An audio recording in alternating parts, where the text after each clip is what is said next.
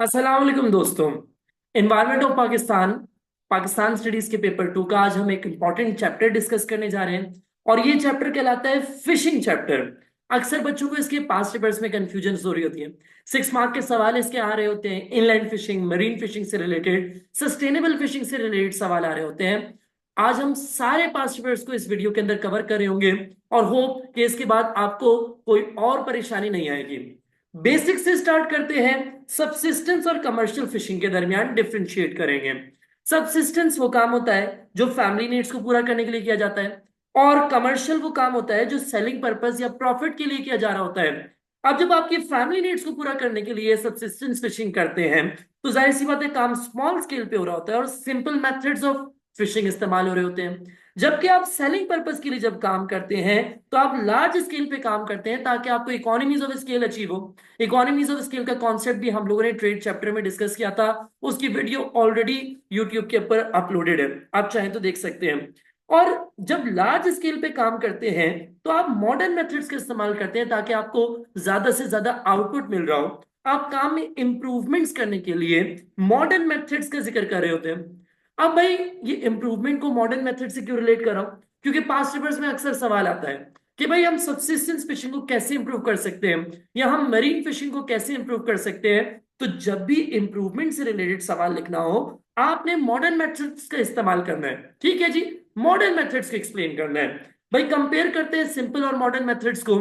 एक जगह simple wooden boats इस्तेमाल हो रही हैं, दूसरी जगह बोट्स विद इंजन इस्तेमाल हो रही है which can go further off shore and can stay there for several days. दूसरी बात, अगर सिंपल मेथड्स की बात करें, आप स्मॉल नेट्स या फिर वुडन रॉड्स का इस्तेमाल कर रहे होते हैं, जबकि आप मॉडर्न मेथड्स के अंदर गिल नेटर्स जैसे लार्ज नेट्स इस्तेमाल कर रहे होते हैं which can increase the amount of fish caught. Thirdly, आप यहाँ पे बकेट ऑफ आइस इस्तेमाल कर रहे हैं। उसके अलावा अगर आप मॉडर्न मेथड्स की बात करें तो यहाँ पे आप रेफ्रिजरेटर फैसिलिटीज इस्तेमाल करें। जाहिर सी बात है, कितनी बकेट्स लाएंगे जब लार्ज पैमाने पे काम करना है, तो फिर रेफ्रिजरेटर अफोर्ड कर सकता है। अब अगर और कुछ फर्क की बात करें तो मॉडर्न मेथड्स में आप सैटेलाइट नेविगेशन या वेदर फोरकास्ट वगैरह इस्तेमाल कर रहे होते हैं, स्किल्ड लेबर्स इस्तेमाल कर रहे होते हैं। जबकि अगर आप सिंपल मेथड्स की बात करें तो वहां पे अनट्रेन्ड अनस्किल्ड फैमिली लेबर्स का इस्तेमाल हो रहा होता है। अब हम बात कर रहे हैं what is the difference between the marine fishing and inland fishing. भाई मरीन फिशिंग वो फिशिंग होती है जो समंदर में की जाए और समंदर के अलावा कहीं और फिशिंग की जा रही हो तो हम उसको कहते हैं इनलैंड फिशिंग। जैसे कि रिवर्स में, पॉन्ड्स में, लेक्स में या डैम्स के रिजर्वायर्स में अगर फिशिंग की जा रही हो तो हम इसको कहते हैं inland fishing. I hope that's clear. अब पास्ट पेपर्स में सवाल किस तरीके से आ जाता है? पास्ट पेपर्स में वो आपको कभी कभार सिर्फ और सिर्फ डिफरेंशिएट करने के लिए कहता है इनलैंड फिशिंग या मरीन फिशिंग, और कभी कभार इसकी फिशेस की एग्जांपल्स लिखनी होती है। देखो, इनमें से कुछ फिशेस हैं जो कि मरीन फिशेस हैं और इनमें से कुछ ऐसी फिशेस हैं जो इनलैंड फिशेस हैं। पास्ट पेपर्स में सवाल आया हुआ है। अब हमें इस टेबल में से देख के लिखना था कि कौन सी मरीन है और कौन सी इनलैंड है। तो देखो, इनमें से जो मैं रेड से मार्क कर रहा हूं वो सारी एग्जांपल्स होंगे मरीन फिशेस की। जैसे कि ड्रम फिश हो गया, जैसे कि स्केट हो गया, जैसे कि रे हो गया, जैसे कि कैट फिश हो गया। These are all the examples of marine fishing. अब मैं बात कर रहा हूं तो मैं इनलैंड फिशिंग की एग्जांपल्स को ग्रीन से अंडरलाइन कर देता हूं। एक यहां पर लिखी हुई है, उसके अलावा हम और अंडरलाइन कर देंगे।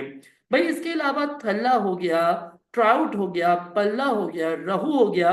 These are all the examples of inland fishes या फ्रेश वाटर फिश भी इनको कह सकते हैं। अच्छा जी, अब मैं मरीन फिशिंग को अगर थोड़ा सा ज्यादा डिटेल में जाके डिस्कस करूं तो मरीन फिशिंग जाहिर सी बात है समंदर पे हो रही है तो पाकिस्तान के कोस्टल एरिया पे हो रही होगी। और पाकिस्तान का कोस्टल एरिया तकरीबन तकरीबन 1050 किलोमीटर जितना बड़ा कोस्टल एरिया है। इस पे जो मेजर पोर्ट्स बने हुए हैं, फिशिंग पोर्ट्स बने हुए हैं, अगर मैं मेजर फिशिंग पोर्ट्स की बात करूं तो एक है बलूचिस्तान में, that is the Gwadar port. Pakistan का जो कोस्टल एरिया है that is around 1050 kilometre wide. और इसमें जो तीन मेजर फिशिंग पोर्ट्स हैं, these are Gwadar port in Balochistan, Keamari port in the Sindh province and Bin Qasim in the Sindh province as well. अब हम बात करते हैं कि पाकिस्तान का जो कोस्टल एरिया है वो दो कोस्ट को टच कर रहा है, सिंध कोस्ट को टच कर रहा है और बलूचिस्तान कोस्ट को टच कर रहा है। इसमें अगर हम लोग फिशिंग पोर्ट्स के नाम याद करने की कोशिश करें तो यहां पर बलूचिस्तान के अंदर 5 मेजर फिशिंग पोर्ट्स हैं। एक है जिवानी, दूसरा है गवादर, तीसरा है पसनी, चौथा है ओरमारा और सॉरी चौथा है ओरमारा और पांचवा है सोमियानी। 1 2 3 4 5 जिवानी, गवादर, पसनी और मारा और सोमियानी। इनके डॉट्स भी बने हुए हैं। जिधर जिधर डॉट्स बने हुए हैं आप समझ जाए कि ये फिशिंग पोर्ट्स वहां पर एग्जिस्ट करते हैं। और अगर मैं बात करूं सिंध कोस्ट की, तो सिंध कोस्ट में बेसिकली हमारे पास दो मेजर फिशिंग पोर्ट्स बने हुए हैं। एक हमारे पास बना हुआ है किमाड़ी पोर्ट जो कि कराची में है, और दूसरा हमारे पास है भाई बिन कासिम जो कि उसके पास ही है। ठीक है जी। तो इस तरीके से दो मेन फिशिंग पोर्ट्स जो हैं वो सिंध के अंदर भी बने हुए हैं। भाई अगर पास्ट पेपर्स में इससे रिलेटेड सवाल आ जाता है अक्सर, तो कोई हिंट बता दे सर कि इनको, इन पांचों के नाम हम लिस्ट से कैसे याद रखें। तो भाई नाम इस तरीके से मैंने एक जुमला आपको याद करवा दिया कि भाई ये जॉनी भाई है। जॉनी भाई जो है ये पार्टी करते हैं संडे को, और एक जुमला अगर आप याद रख ले तो भाई आपकी जिंदगी आसान हो सकती है। Johnny gets party on Sunday. भाई ये क्या है? जे से जिवानी, जी से गवादर, पी से पसनी, ओ से और मारा और एस से सोमियानी। तो Johnny gets party on Sunday, जिस तरीके से आपको ये जुमला याद होगा उस तरीके से आपको 5 मेजर फिशिंग पोर्ट्स के नाम भी याद हो जाएंगे। लेकिन लेकिन जरूरी नहीं है कि एग्जामिनर जो है वो इन्हीं 5 के नाम आपसे पूछ रहा हो। एक दफा पास्ट पेपर्स में सवाल किस तरीके से आया, जरा पास्ट पेपर्स के सवाल दिखा रहा हूं मैं आपको कि भाई उसने जिवानी का डॉट बनाया, गवादर का बनाया, पसनी और मारा। यहां पे उसने डैश तो डाला लेकिन उसने डॉट किधर बनाया? उसने डॉट बनाया सोमियानी की जगह, सोमियानी पे नहीं बनाया, रेदर उसने यहाँ पे सिंध कोस्ट पे बना दिया। समझ नहीं बात? तो बच्चे ने तो लाइन से याद किए हुए थे ये 5 नाम, जिवानी, गवादर, पसनी और मारा और सोमियानी। उसने देखा डैश भी कुछ इसी जगह बना हुआ है जिधर सर ने सोमियानी बनाया था, लेकिन उसने ये बात ऑब्जर्व नहीं की कि ये हमें स्पॉट, ये जो डॉट बना हुआ है बेसिकली ये फिशिंग पोर्ट को रिप्रेजेंट कर रहा है, जैसे आप यहाँ पे देख सकते हैं। और उसने इस बात को ऑब्जर्व ही नहीं किया कि 5वां डॉट जो है वो सिंध कोस्ट के अंदर बना हुआ। तो ये सोमियानी तो नहीं हो सकता, या तो ये बिन कासिम हो सकता है या वो किमाड़ी हो सकता है, वो सोमियानी नहीं हो सकता। लेकिन बच्चों ने, बहुत सारे बच्चों ने यहाँ पे एग्जाम के अंदर जो है सोमियानी लिखकर आ गए और फिर बाद में पता चला कि उनका आंसर गलत था। समझ नहीं बात? तो भाई अब हम लोगों ने सिंध पोर्ट और बलूचिस्तान पोर्ट्स के नाम याद रख लिए। अब हम पढ़ने जा रहे हैं इनकी डिटेल। भाई इनकी डिटेल्स में हम जानते हैं कि सिंध कोस्ट और मकरान कोस्ट, बेसिकली जो बलूचिस्तान कोस्ट है, इनको हम कंपेयर करने जा रहे हैं। देखो जो सिंध कोस्ट है इस पे हमारे पास इंडस डेल्टा है मेनली, और जो बलूचिस्तान कोस्ट है, वैसे तो यहाँ पे लसपेला डिस्ट्रिक्ट भी है लेकिन आधा पार्ट जो है वो मकरान कोस्ट भी कहलाता है। ठीक है जी। तो बलूचिस्तान कोस्ट और सिंध कोस्ट को हम कंपेयर कर रहे हैं। देखो 70% एरिया कवर होता है बलूचिस्तान से। For example out of 1050 kilometre, around 700 kilometre जो है बलूचिस्तान कोस्ट का एरिया, और अराउंड 350 किलोमीटर जो है वो सिंध कोस्ट का एरिया है। तो इट इज अज्यूम्ड के सिंध कोस्ट पे कम मछलियां पकड़ी जा रही होंगी और बलूचिस्तान कोस्ट पे ज्यादा, जबकि ऐसा नहीं है, उलट है। भाई सिंध कोस्ट पे सिर्फ 70% मछलियां यहाँ पे पकड़ी जा रही हैं, जबकि बलूचिस्तान कोस्ट पे सिर्फ 30% मछलियां पकड़ी जा रही हैं। क्यों भाई? क्योंकि दरअसल आपको पता है कि रिवर इंडस जो है वो अरेबियन सी के अंदर बहता है। कहां से? सिंध कोस्ट से बहता है। जरा आपको दिखा दूं मैं। भाई क्या है कि यहां से देखो, जब कोस्टल एरिया से भाई हमारे पास इंडस डेल्टा बनता है, यानी इंडस रिवर फ्लो होता है अरेबियन सी के अंदर, तो ये अपने साथ कुछ फूड ले आता है, कुछ न्यूट्रिएंट्स ले आता है जो फिशेस की खुराक बन जाती है। तभी फिश यहाँ पे जमा रहती हैं। एक रीजन ये हो गया कि भाई यहां पर ज्यादा मछलियां क्यों पाई जाती हैं। दूसरी बात, इंडस डेल्टा पे मैंग्रोव फॉरेस्ट लगे हुए हैं। वी ऑल नो कि यहाँ पे कुछ मैंग्रोव फॉरेस्ट लगे हुए हैं which is the breeding ground for fishes and shrimps. तो यहाँ पे मछलियां ज्यादा आती हैं ब्रीडिंग करने के लिए, बड़ी मछलियों से छुपने के लिए। तो क्या होता है, वो मैंग्रोव फॉरेस्ट में छुपती हैं और यहाँ पे फिशरमैन का शिकार हो जाती हैं। इसके अलावा यहाँ पर जो पोर्ट्स बने हुए हैं, जैसे कि किमाड़ी पोर्ट, जैसे कि बिन कासिम पोर्ट जो है, वहां पर बेहतर एक्सपोर्ट और प्रोसेसिंग फैसिलिटीज हैं, लिहाजा यहाँ पे फिशिंग ज्यादा है बनिस्बत मकरान कोस्ट के। आई होप कि आप लोगों को ये बात समझ आ गई है। अब बात करते हैं थोड़ा सा इनलैंड फिशिंग से रिलेटेड, जो कि रिवर, पॉन्ड्स या लेक्स पे हो रही होती है। तो जिधर पॉन्ड की बात आ रही है, उधर हम लोग साथ साथ फिश फार्मिंग के भी जिक्र कर लेते हैं।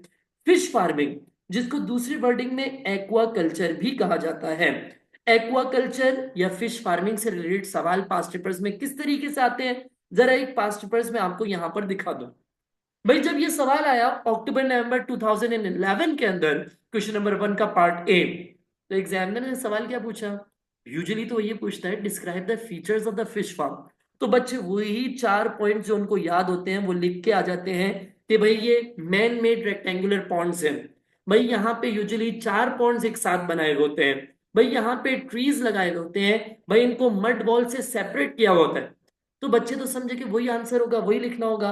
लेकिन लेकिन इस बार एग्जामिनर साहब ने क्या किया, थोड़ा सा मुख्तलिफ सवाल पूछ लिया। मुख्तलिफ सवाल क्या पूछा उन्होंने? पूछा कि भाई आपको यहाँ पे ऐसी क्या हिंट्स नजर आ रही है जिससे आपको लगता है कि owner of this fish farm ने इस फार्म को वेल मेंटेन रखा हुआ है। तो भाई क्या रीजन नजर आ रहे हैं? हमें यहाँ पे वाटर लेवल कैसे नजर आ रहे हैं, इस पे कमेंट कर सकते हैं कि वाटर लेवल यहाँ पे फुल था, या फिर हमें यहाँ पे बीच में मेटल रोड, पक्का रोड नजर आ रहा है, जिससे साबित हो रहा है कि जो ओनर है उसने यहाँ पे वेल मेंटेन रखा हुआ है। इसके अलावा हमें यहाँ पे ट्रीज प्लांटेड नजर आ रहे हैं। जाहिर सी बात है ये लीनियर प्लांटेशन जो है वो नेचुरल फॉरेस्ट्री तो नहीं है, ये मैन मेड फॉरेस्ट्री है, ये इरिगेटेड फॉरेस्ट है, तो इसको इरिगेट किया गया, इसको लगाया गया है। तो इट शोज के ओनर अपने फिश फार्म का टाइट ख्याल रख रहा है। तो भाई हमें यहाँ पे फिश फार्मिंग के फीचर्स भी समझ आ गए, और हमें यहाँ पे पास्ट पेपर का एक सवाल भी कर लिया। तो अब हमारे पास यहाँ पे जिंदगी थोड़ी सी आसान हो गई। इसके बाद हम चल रहे हैं और मरीन फिशिंग को थोड़ा सा डिटेल में डिस्कस करेंगे। देखो भाई मरीन फिशिंग से रिलेटेड पास्ट पेपर्स में एक सवाल आ गया। सवाल पास्ट पेपर्स में किस तरीके से आया? टू व्हाट एक्सटेंट में, हमें पता है हर सवाल का जो डी पार्ट होता है ये 6 मार्क का सवाल होता है। 6 मार्क का सवाल टू व्हाट एक्सटेंट में भी आ जाता है, और कभी कभी मल्टीपल स्टेटमेंट्स में भी आ जाता है। तो उसने क्या पूछ लिया? To what extent is it possible for marine fishing to be developed sustainably in Pakistan? My dear students, I would always suggest you कि जब भी आप पास्ट पेपर का सवाल करो, ऑलवेज अंडरलाइन द कीवर्ड्स। आप यहाँ पे कीवर्ड्स को अंडरलाइन कर दो, इससे आपका फोकस बेहतर होता है। ठीक है जी। मैं अपनी छोटी पर्सनल मिसाल बता रहा हूं आपको कि भाई जब जुहेब साहब ने पेपर्स दिए थे ना, तो बड़ा ही अनलकी सा अटेम्प्ट था। 2013 की बात कर रहा हूं जब मैं पेपर्स में अपेयर हुआ था। तो हुआ क्या कि पहली बार पेपर्स हुए और हम चिल, पेपर हो गए, सब बड़ा आसान था, गलतियां वलतियां फुल करके आए, लेकिन खुश थे, पेपर खत्म हो गया। 3 जून को 2013 में खबर मिली न्यूज में। क्या मिलती है न्यूज? कहते हैं बैरून मुल्क में ओ लेवल्स मुताला पाकिस्तान और पाकिस्तान स्टडीज और इस्लामियात के पर्चों में बेजाब्तगी का इंकशाफ हो गया है, जिसकी बायस इन पर्चों का इनेकाद दोबारा करवाया जाएगा। जी हाँ, ओ लेवल्स में चीटिंग हो गई, पेपर आउट हो गए, भाई को दोबारा पेपर देना पड़ा। 13 जून को 2 पेपर्स दिए, 14 जून को दोबारा 2 पेपर्स दिए। इस बार वो गलतियां नहीं की जो पिछली बार की थी, इवन दो पेपर मुश्किल आया था, लेकिन पहली बार हमने अपनी टीचर की नहीं सुनी और हमने कीवर्ड्स को अंडरलाइन नहीं किया, जिसकी वजह से फोकस बहुत आउट हुआ। दूसरी बार जब मैंने कीवर्ड्स को अंडरलाइन किया तो पेपर बहुत बेहतर हुआ। लिहाजा I would suggest my students as well कि पेपर में हमेशा कीवर्ड्स को अंडरलाइन करना ही करना है। ठीक है जी, इससे आपका फोकस बेहतर हो जाएगा। अब देखो मरीन अंडरलाइन हुआ होगा ना, तो गलती से भी इनलैंड फिशिंग के पॉइंट्स यहाँ पे नहीं लिखेंगे। भाई टू व्हाट एक्सटेंट पे अंडरलाइन हुआ होगा ना, तो कभी भी वन साइड आंसर नहीं लिखेंगे, पता है कि टू साइड आंसर लिखना है। भाई सस्टेनेबिलिटी को हम अंडरलाइन कर देंगे तो हमें पता है कि सस्टेनेबल डेवलपमेंट से रिलेट करना है, जनरल आंसर्स नहीं लिखने। अब सवाल ये है, what does sustainable development means? Sustainable development का मतलब क्या होता है? Sustainable means to use resources in a way which fulfills the existing wants without compromising on the future needs। भाई कह रहा है कि आज ख्वाहिशात को इस हद तक पूरा किया जाए कि कल जरूरियात पूरी हो सके।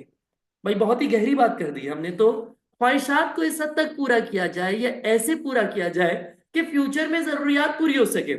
रिसोर्सेज को ऐसे इस्तेमाल किया जाए कि करंट वांट्स भी पूरी हो जाए और फ्यूचर नीड्स भी पूरी हो पाए। ऐसा नहीं कि सारी ख्वाहिशात आज ही पूरी कर ली और फिर फ्यूचर में बैठे में जरूरियात पूरी नहीं हो पा रही।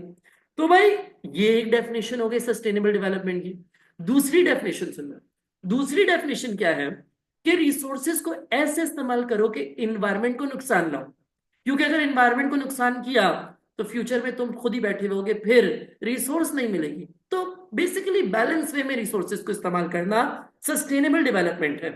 अब मरीन फिशिंग को कैसे सस्टेनेबल बनाए? We can just limit the number of months of fishing to allow the breeding of fishes. भाई फिश की ब्रीडिंग के लिए हम क्या करें, नंबर ऑफ फिशिंग मंथ्स को क्या कर दें, लिमिट कर दें। फॉर एग्जाम्पल जून जुलाई में फिशिंग नहीं हो सकती, then we can use nets with larger mesh. सुराख बड़े वाले होंगे ना भाई, तो बच्ची वाली मछली पकड़ी नहीं जाएगी, बेबी फिश नहीं पकड़ेंगे, उसको ब्रीडिंग वीडिंग करने की इजाजत दो। एडल्ट फिश पकड़ो, बाद में बड़ी होगी मछली उसको भी पकड़ लेना, खा जाना। लेकिन फिलहाल क्या करना है, सिर्फ एडल्ट फिश को पकड़ना है। तभी वो नेट्स इस्तेमाल करो जिसमें बड़े बड़े मैश है, होल्स है। वो नेट्स इस्तेमाल ना करो जिसके छोटे छोटे मैश है, कि फ्यूचर में भी तुम्हें मछली मिलती रहे। दूसरी बात, 6 मार्क के सवाल के अंदर एक एग्जाम्पल लिखनी ही लिखनी होती है। तो 1992 के अंदर गवर्नमेंट ने गवादर में फिश हार्बर बनाया ताकि आज की भी फिशिंग इंप्रूव हो सके और फ्यूचर में भी इंप्रूवमेंट हो फैसिलिटीज के अंदर। तो ये एग्जाम्पल कोट कर दो, लेकिन साथ साथ नेगेटिव बात भी करनी है। वन साइड आंसर लिखा, मैक्सिमम 2-3 नंबर मिलेंगे, इससे ज्यादा नहीं मिल सकते। तो भाई टू साइड आंसर पे बात करनी है। आपने साथ साथ नेगेटिव बात भी बतानी है। वाटर पोल्यूशन, सी पोल्यूशन कितना हो रहा है इंटरनेशनल ट्रेड की वजह से, सी ट्रेड की वजह से, ऑयल स्पिल हो रहा है शिप से, या इंडस्ट्रीज अपना वेस्ट डंप कर रही है। तो जब पानी गंदा तो मरीन फिशिंग नेगेटिवली अफेक्ट हो रही है। और फिशिंग की दूसरी डेफिनेशन को अफेक्ट कर रही है कि भाई use resources in a way which does not harm the environment. तो अगर आप वाटर पोल्यूशन कर रहे हो harming the environment, it causes unsustainable fish development. ये एक मसला हो गया। इसके अलावा गवर्नमेंट का इंटरेस्ट ही नहीं, बोलते हैं 0.5% कॉन्ट्रीब्यूशन है जीडीपी में फिशिंग का, लिहाजा उसको डेवलप करने के इंटरेस्ट ही नहीं है। इसके अलावा मैंग्रोव फॉरेस्ट को काटा जा रहा है फिशिंग फिशिंग करने के लिए, वहां पे पोर्ट्स को डेवलप करने के लिए, वहां पे रास्ता ट्रांसपोर्ट बनाने के लिए। तो आप ब्रीडिंग ग्राउंड काट रहे हो फिशेज और श्रिम्प्स का, क्या फ्यूचर में फिश मिलेगी? नहीं मिलेगी। लिहाजा these are the negative aspects of marine fishing developing in a sustainable way. अब इसका कंक्लूजन कैसे करना है? देखो जहां पर भी टू व्हाट एक्सटेंट वाला सवाल आता है, कंक्लूजन आप नेगेटिव भी कर सकते हो और पॉजिटिव भी कर सकते हो। लेकिन कंक्लूजन करना एंड में। जो बच्चे शुरू में ही कंक्लूजन कर देते हैं, बेटा इट्स नॉट रिकमेंडेड कि आप शुरू में कंक्लूजन करो। तो भाई नेगेटिव साइड के कंक्लूजन के लिए आप कहोगे it is possible to a very limited extent to develop sustainable fishing. जबकि पॉजिटिव कंक्लूजन के लिए आप बात करेंगे it is possible to a great extent to develop sustainable fishing. तो देखो ये दो तरीकेकार हैं। Then you will provide a reason for that. If you think that it is possible to a great extent, then justify why it is important. If you think that it is possible to a very limited extent, so then you will give a reason for that. Give a reason why you think that it's not possible to develop fishing sustainably, या बहुत कम हद तक क्यों possible है। For example अगर मैं लिखता कि ग्रेट एक्सटेंट तक इट्स पॉसिबल, तो मैं रीजन ये दे सकता था कि Pakistan has a large undeveloped coast which can be developed easily to maintain sustainable marine fishing. तो ये मेरा रीजन है, आप अपना रीजन दे सकते हैं। आप लिमिटेड एक्सटेंट पे भी कंक्लूजन लिख सकते हैं। फॉर एग्जाम्पल सेम रीजन को नेगेटिवली भी लिख सकते हैं कि Pakistan coast is largely undeveloped, तो इसकी डेवलपमेंट में हाई कॉस्ट आएगी which Pakistan can not afford. तो इस तरीके से भी आप कंक्लूजन कर सकते हैं। इट्स अप टू यू, आप जैसे आप पॉजिटिव कंक्लूजन करना चाहे या आप नेगेटिव कंक्लूजन करना चाहे, you should justify with the reason. अक्सर बच्चे पूछते हैं सर ये रीजन रिपीटेड हो सकता है? इट इज पॉसिबल कि आप जो ऊपर पॉइंट लिखा हुआ है उसी को रिपीट कर दें, बट इट्स नॉट रिकमेंडेड। मैं अपने बच्चों को हमेशा कहूंगा गिवन यू रीजन, एक ऐसा रीजन जो ऊपर नहीं लिखा आप उसको लिखेंगे तो बेहतर है। I hope that's clear. भाई जब मैंने सस्टेनेबिलिटी की बात की तो साथ साथ मैंने सोचा आप लोगों के साथ एक और डॉक्यूमेंट शेयर कर दूं, जिसपे मैं एक और वीडियो अपलोड करने वाला हूं, द इश्यू ऑफ सस्टेनेबिलिटी की। आपने नोटिस किया होगा अपने ओ लेवल्स के अंदर कि कभी सस्टेनेबल फिशिंग का सवाल आ जाता है, कभी सस्टेनेबल फॉरेस्ट्री, कभी सस्टेनेबल पॉपुलेशन, कभी मिनरल रिसोर्स, कभी वाटर रिसोर्स, कभी सस्टेनेबल पावर रिसोर्स का सवाल आ जाता है। तो मैं अभी अपने आगे चल के एक वीडियो रिकॉर्ड करने वाला हूं जिसमें मैं सारे सस्टेनेबिलिटी इश्यूज को बड़ी डिटेल में डिस्कस करूंगा। तो उसके लिए भी थोड़ा सा आप लोग जो है वो मेरे साथ जुड़े रहेगा, जिसमें मैंने बड़ी अच्छी तरीके से सस्टेनेबिलिटी के सारे नेगेटिव्स, सारे पॉजिटिव एस्पेक्ट्स को हाईलाइट किया है। जिस तरीके से सस्टेनेबल फॉरेस्ट्री हो गया, सस्टेनेबल एग्रीकल्चर हो गया, सस्टेनेबल मिनरल रिसोर्स हो गया, सस्टेनेबल फिशिंग हो गया, तो ये सारी चीजें मैंने यहाँ पे ली हुई हैं। मैं चाहूंगा कि आप लोग जो है वो इस फॉर्मेट को अपने पास लिख लें कि भाई आपने किस तरीके से आंसर लिखना होगा। फिशिंग वाले चैप्टर का आप लोग स्क्रीनशॉट भी ले सकते हैं, ये डॉक्यूमेंट भी मैं आपके साथ शेयर कर सकता हूं। तो आप लोग मुझे कमेंट्स करके जो है बेसिकली क्या करेंगे, मेंशन करेंगे, अपने कांटेक्ट देंगे मुझे, नंबर पे भी कांटेक्ट कर सकते हैं आप लोग, ताकि फिर मैं ये डॉक्यूमेंट आप लोगों के साथ शेयर भी कर दूं। ठीक है जी। इस तरीके से आप लोगों ने क्या करना होता है, पॉजिटिव्स भी लिखने होते हैं, नेगेटिव्स भी लिखने होते हैं, एग्जाम्पल और इवैल्यूएशन लिखनी होती है। तो मैंने जितने भी सस्टेनेबल डेवलपमेंट से रिलेटेड पास्ट पेपर्स में सवाल आए हुए थे सारे एक जगह शेयर कर दिए। इस वीडियो का भी आप लोग इंतजार करेगा मेरे साथ। और फिलहाल हम लोग आज आगे चलते हैं और फिशिंग से रिलेटेड जो भी पास्ट पेपर्स हैं उनको पहले डिस्कस कर लेते हैं। अब एक सवाल है जिसमें मुकाबला हो रहा है इनलैंड फिशिंग और मरीन फिशिंग का आपस में।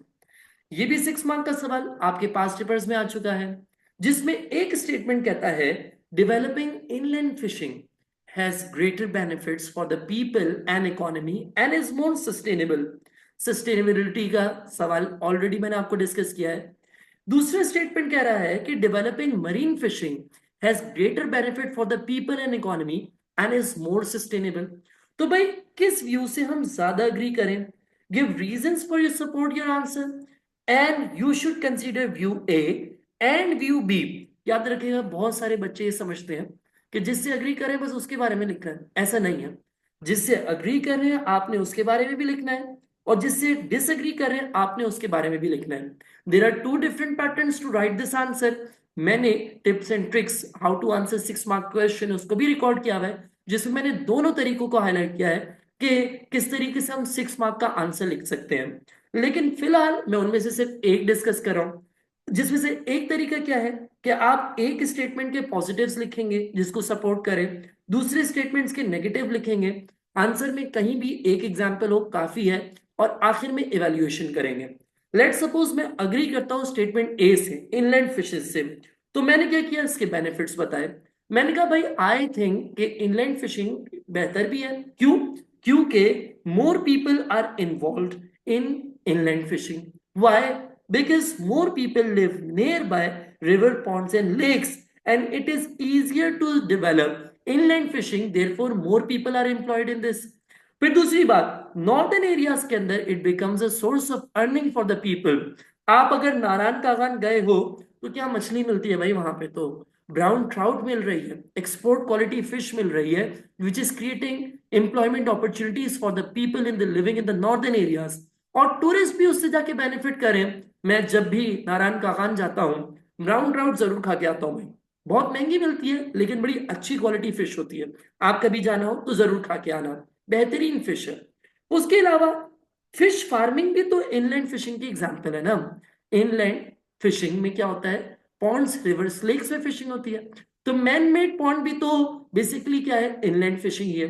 तो यहाँ पे भी लोगों को एम्प्लॉयमेंट मिल रही है और फूड मिल रहा है फॉर द ग्रोइंग पॉपुलेशन।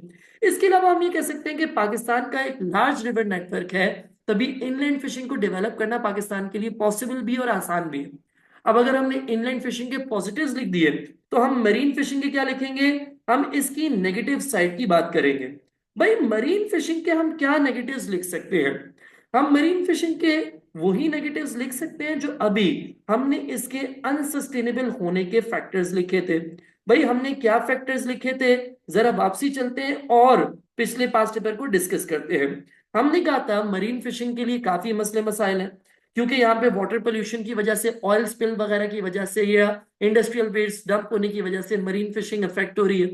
इसके अलावा ये इधर मैंग्रोव फॉरेस्ट काटे जा रहे हैं जिसकी वजह से ब्रीडिंग ग्राउंड फिशेस के खत्म हो रहे हैं, तो मरीन फिशिंग अनसस्टेनेबल हो रही है। इस तरीके से हम नेगेटिव पॉइंट्स लिख सकते हैं। हम ये भी लिख सकते हैं कि बलूचिस्तान कोस्ट जो है वो लार्जली अनडेवलप्ड है, तभी यहाँ पे इंफ्रास्ट्रक्चर फैसिलिटीज भी नहीं है, जैसे बिजली नहीं है, जैसे रोड्स नहीं बने हुए, तो फिशिंग इंडस्ट्रीज यहाँ पे डेवलप करना बहुत मुश्किल है। This is all those factors that you can write while writing the negative side of the marine fishing. I hope कि आप लोगों को ये सारी चीजें समझ आ गई हैं और कोई इनमें प्रॉब्लम्स अब आप लोगों को फेस नहीं हो रही।